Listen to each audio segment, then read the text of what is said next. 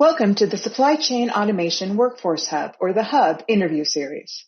The Hub is an industry intermediary funded by the U.S. Department of Labor as a one-stop solution for recruiting and training skilled workers in supply chain automation. Powered by employers, education institutions, and workforce organizations, the Hub brings together key stakeholders to develop Registered Apprenticeship Programs, or RAPs, for customized training solutions.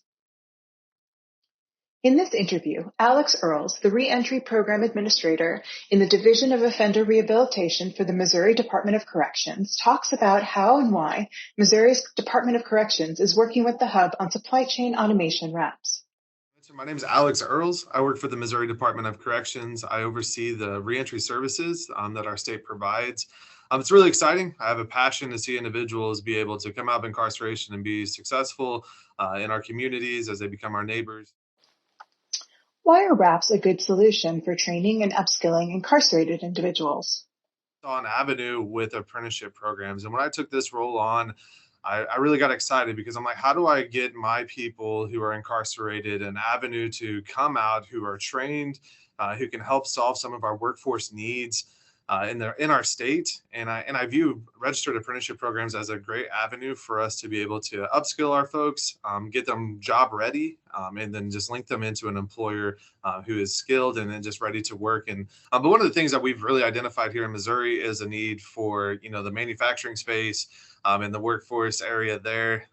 Missouri is pretty large in the manufacturing area, not as big as other states, but we still have a big need for manufacturers. So one thing that we've identified, especially with the help of MSG, we've been able to really see that, how do we begin to upskill our folks to get them into these jobs? How can we make all of this work? And we're beginning to create a program. We're going to be looking at some certified production technician type training, some logistics trainings, different things like that to really get our population ready to enter the workforce to help with those demands.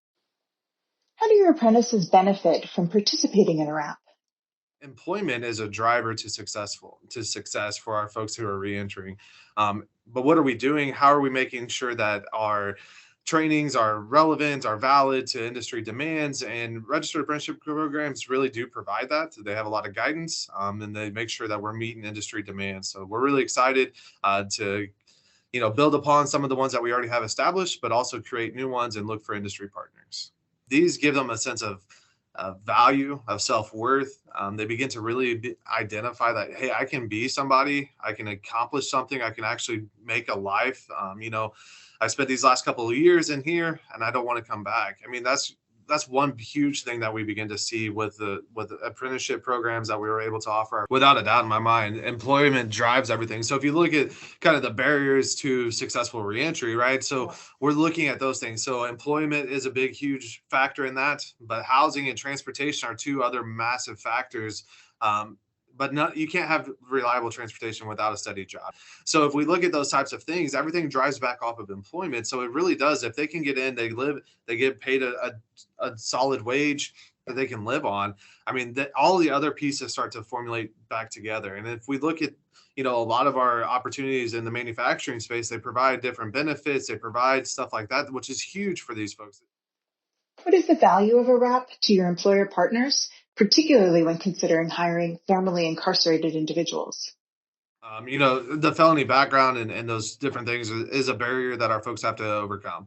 But if we can provide them, the certification that says, I am trainable, I have learned these skills, I am proficient in them, it really does give the employer a peace of mind that says, I'm not just going to take on somebody who just has a felony conviction, but they're coming out. Yeah, they made some poor choices in their background. But they have skills, they have training, they have these things, and then they can become an asset in our company. Is a lot of the conversations we're having in today's world as employers struggle to find qualified folks, as they struggle to find employees just in general.